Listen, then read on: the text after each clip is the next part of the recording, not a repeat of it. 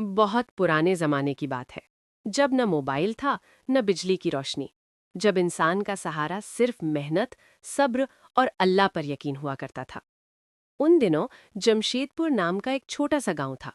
कच्चे रास्ते, मिट्टी के घर और हर चेहरे पर जिंदगी की सादगी लिखी हुई। इसी गांव में रहता था एक गरीब लेकिन पाक दिल इंसान, यूसुफ। यूसुफ पेशे से लकड़हारा था। हर सुबह फज्र की अजान के साथ उठता, पुरानी कुल्हाड़ी कंधे पर रखता और जंगल की ओर चल देता। उसके घर में उसकी बीवी हजरा और छोटा बेटा उमर था। घर में कभी दाल पूरी होती तो रोटी कम पड़ जाती, लेकिन यूसुफ के होठों पर कभी शिकायत नहीं आई। वो अक्सर कहता, हजरा, अल्लाह जो देता है उसमें ही बरकत रख देता है। हजरा भी सब्र करने वाली औरत थी। वो जानती थी कि गरीबी इम्तिहान है और सब्र उस। एक दिन यूसुफ जंगल में लकड़ियां काट रहा था कि अचानक आसमान में काले बादल छा गए।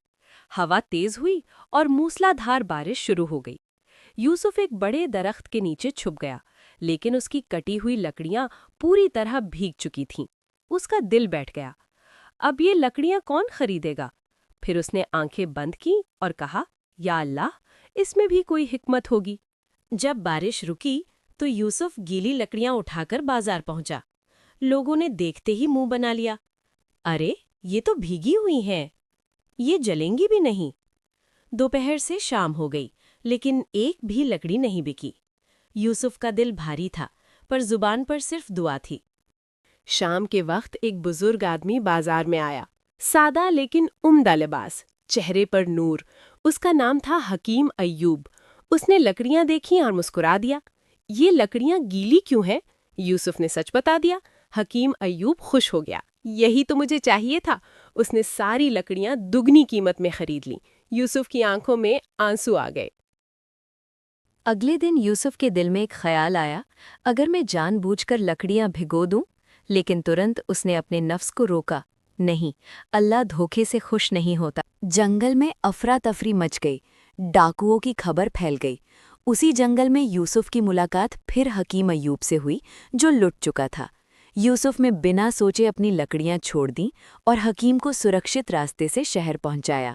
शहर पहुंचकर हकीम अय्यूब ने एक छोटा थैला दिया। इन बीजों को बो देना, ये तुम्हारी किस्मत बदल देंगे। यूसुफ ने शुक्र किया, लेकिन दिल में गुरूर नहीं आने दिया। घर के पीछे बीज बोए गए। अगले ही दिन नन्हे पौधे उगाए। तीसरे दिन सुनहरी फल।